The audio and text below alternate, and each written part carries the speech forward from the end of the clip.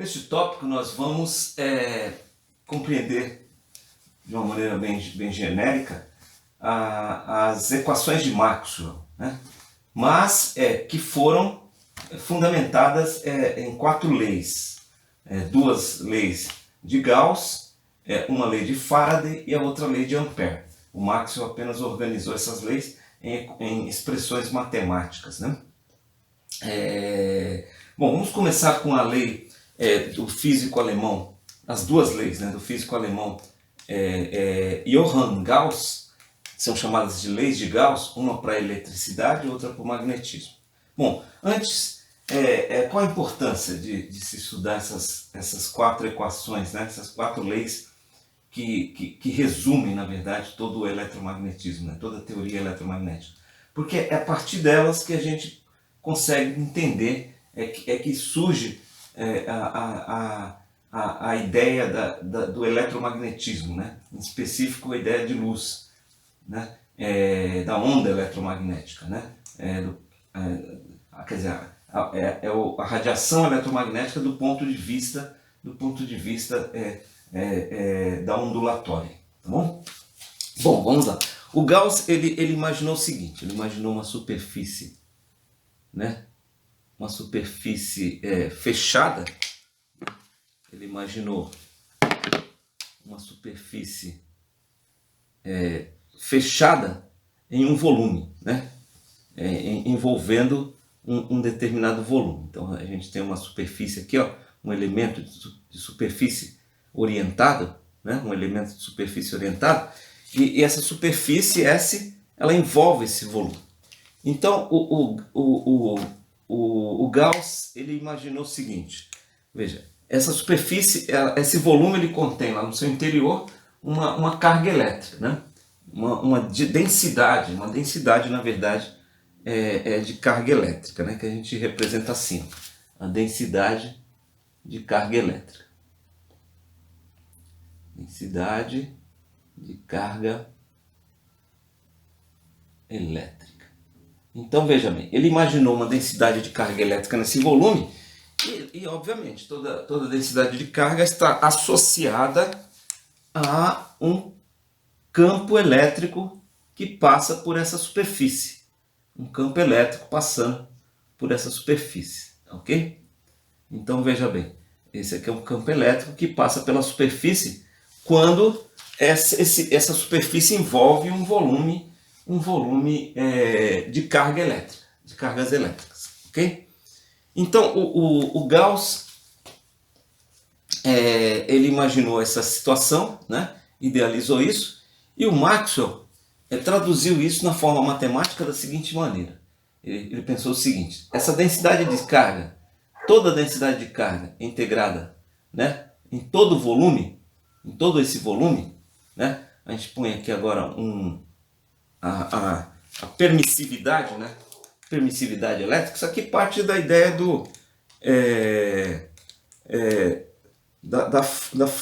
de força, né? A ideia da definição de força. Esse camarada aqui chama, né, essa propriedade, a permissividade, chamada permissividade elétrica dos materiais, né? Permissividade elétrica dos materiais, né?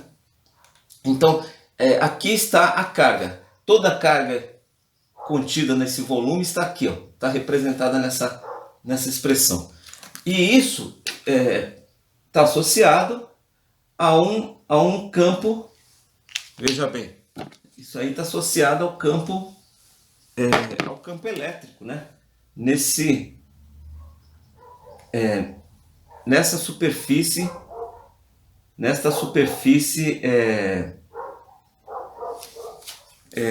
que envolve esse volume. Então, essa expressão matemática resume a ideia de Gauss, por isso que ela é chamada de lei de Gauss, né? Essa aqui é a lei de Gauss elétrica, lei de Gauss elétrica para a eletricidade, e ela está dizendo que toda a carga contida neste volume, né, está associada ao campo elétrico né, as linhas de campo que passam pela superfície que envolve este volume. Ok? Essa é a lei de Gauss, elétrica. Mas o Gauss também pensou em uma outra, na possibilidade também associada ao magnetismo, né? Mesma ideia, ó, nós temos aqui um volume, uma superfície que envolve um volume, né? Uma superfície orientada aqui, ó, que envolve um volume, um determinado volume. E agora ele imaginou que esse volume ele contém lá um volume magnetizado, um volume com propriedades magnéticas e que naturalmente, né, está associado a um campo magnético, veja, um campo magnético passando por essa superfície. Ó, um campo agora magnético passando por essa superfície, ok?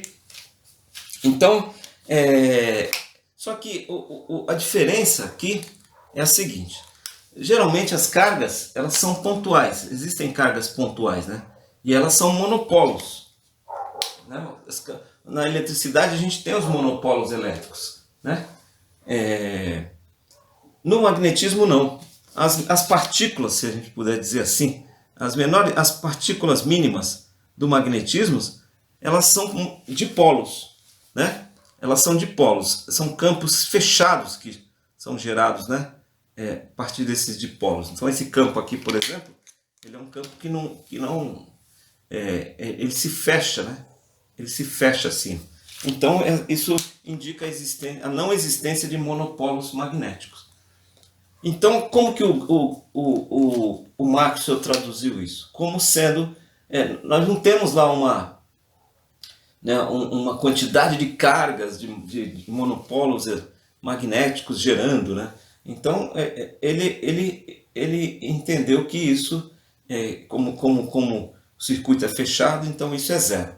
Mas que isso está associado, obviamente, porque se tem campo, se tem os dipolos magnéticos aqui, eles estão associados a um campo magnético. Então, no mesmo jeito, nessa superfície fechada, tem um aparecimento aí de um campo magnético, né? Mas não tem a princípio um gerador né? Um gerador, eu não diria, mas um monopolo, né, magnético que produz esse campo. Então, na verdade, são dipolos que vão produzir esse campo. Bom, essa é a chamada lei de Gauss magnética, e foi a contribuição que o Gauss produziu aí para o eletromagnetismo e que foram traduzidas no formato matemático, né, integral, por essas duas equações, né, que são chamadas equações de Maxwell na forma integral. Muito bem. Existem outras duas leis, uma produzida pelo físico inglês Michael Faraday, que está associada à questão da variação do campo magnético em relação ao tempo. O Faraday, na verdade, ele expressou o seguinte, que o campo magnético variável no tempo, ele produz campo elétrico variável no tempo. E aí ele esquematizou da seguinte maneira: imagina uma superfície aqui, uma superfície aberta. Então agora não é uma superfície fechada, é uma superfície aberta, né? Ele tem esse contorno aqui, ó, a gente vai chamar de C. E aí está passando por essa superfície um campo magnético variável com o tempo. Ó. Campo magnético que muda com o tempo, né? Está passando por essa superfície aqui, ó. Veja, esse campo magnético que muda com o tempo produz em torno, né, dessa circuitação, né? Aqui um elemento dl dessa circuitação, pensando que L ele vai de 0 a 2πr, né, onde R é o raio desse circuito. Então, esse campo magnético está gerando corrente nessa linha da circuitação. E corrente, obviamente, está associada a campo elétrico, né? Está associada a campo elétrico. Então, o Faraday chegou a essa conclusão de que campos magnéticos variáveis no tempo que passam por uma determinada superfície aberta produz uma circuitação, né, elétrica, ou seja, uma corrente elétrica em torno desse contorno aqui, ó. Que a corrente elétrica está associada diretamente ao campo elétrico. Então, o Maxwell traduziu isso assim, ó. O fluxo de campo magnético no tempo, o fluxo de campo magnético no tempo, em uma superfície, né? Em uma superfície, então veja bem, uma superfície aberta agora, né? Uma superfície aberta, ele está a menos de um sinal aqui, ó, ele produz, ele gera uma força eletromotriz, que é a integral de linha em torno desse contorno aqui, ó, de um campo elétrico variável no tempo nessa circuitação, ok? Então essa ideia aqui, na verdade, é chamada de força eletromotriz, né? Isso aqui é a força eletromotriz. Então, o fluxo de campo magnético produz uma força eletromotriz e o aparecimento de uma corrente elétrica nessa circuitação. Então, olha que interessante, né? Essa é a chamada lei de Faraday, lei da indução eletromagnética de Faraday, que foi traduzida na forma integral por uma expressão matemática por Maxwell, chamada terceira equação de Maxwell. Que bacana. Um outro físico francês, né? Um físico francês agora, chamado André Ampère, ele pensou algo semelhante, só que ao contrário, né? Ele pensou o seguinte: agora nós temos uma superfície por onde passa, uma superfície aberta, né? Por uma circuitação C, por onde vai passar agora um campo elétrico variável no tempo.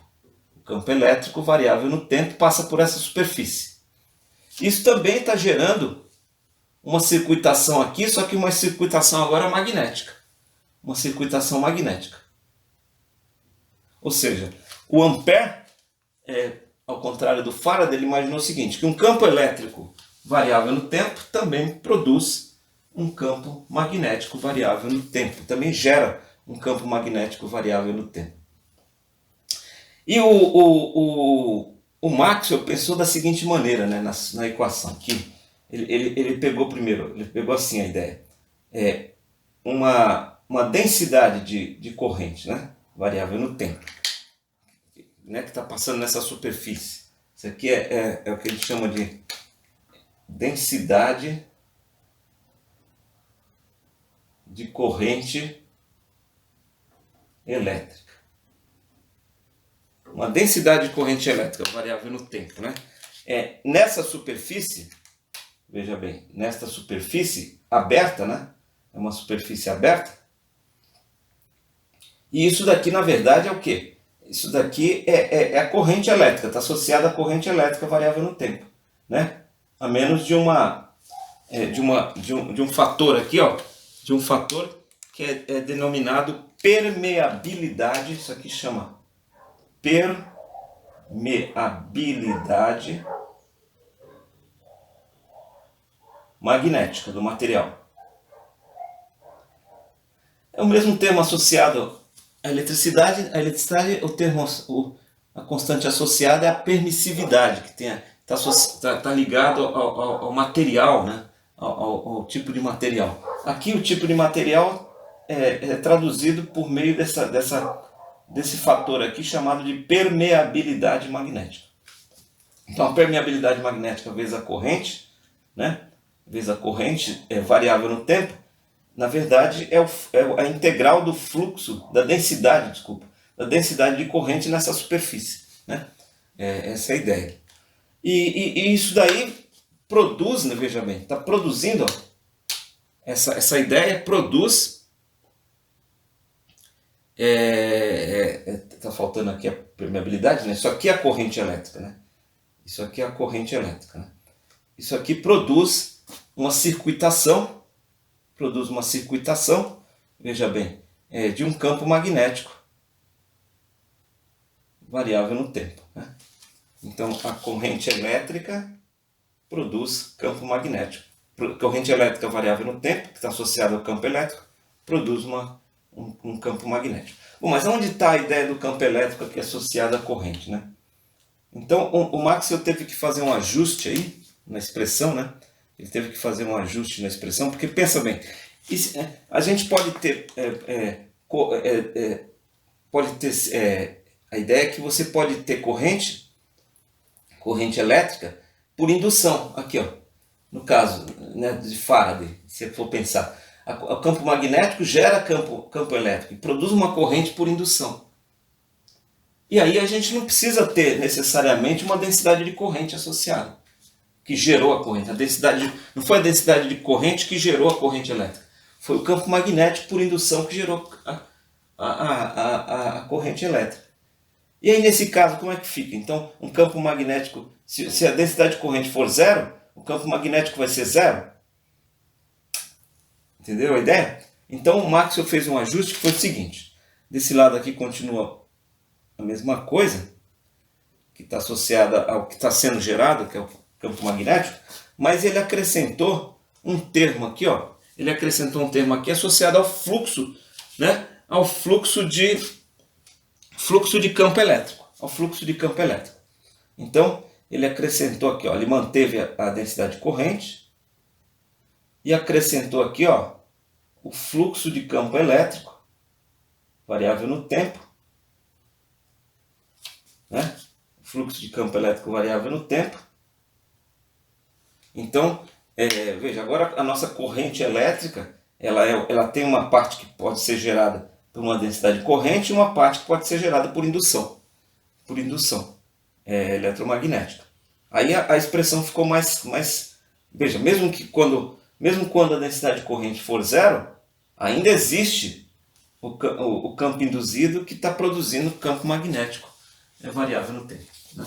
Então esse ajuste foi necessário pelo Maxwell e aí estão as 4 equações de Maxwell, né? Uma associada à lei de Gauss elétrica, onde a densidade de carga elétrica e carga elétrica pode ser monopolo, né, elétrico, está associada ao campo elétrico na superfície que envolve esse volume de cargas. A segunda lei de Gauss, segunda lei de Maxwell, que está associada à lei de Gauss, onde veja, o campo magnético não tem monopolo, mas existe se tem um material magnetizado, ele está associado a um campo magnético, né? Mesmo não existindo um monopolo magnético. A terceira lei de Maxwell, que está associada a terceira equação de Maxwell está associada à lei de Faraday, da indução de Faraday, que ele diz que campos magnéticos variáveis no tempo produzem campos elétricos variáveis no tempo, né? O fluxo de campo magnético em relação ao tempo produz campo elétrico variável no tempo. E a quarta equação de Maxwell, que está associada à lei essa aqui é a chamada de lei de Ampère, a lei de Ampère, que diz que, veja bem, campos elétricos variáveis no tempo produzem campos magnéticos variáveis no tempo, certo? E os campos elétricos podem ser gerados por densidades de corrente ou podem ser induzidos. Isso aqui, na verdade, é a corrente elétrica, né? É a corrente elétrica que pode ser tanto induzida quanto produzida por uma densidade de cargas, né? De correntes que produzem em movimento. Ok? Então, até a próxima!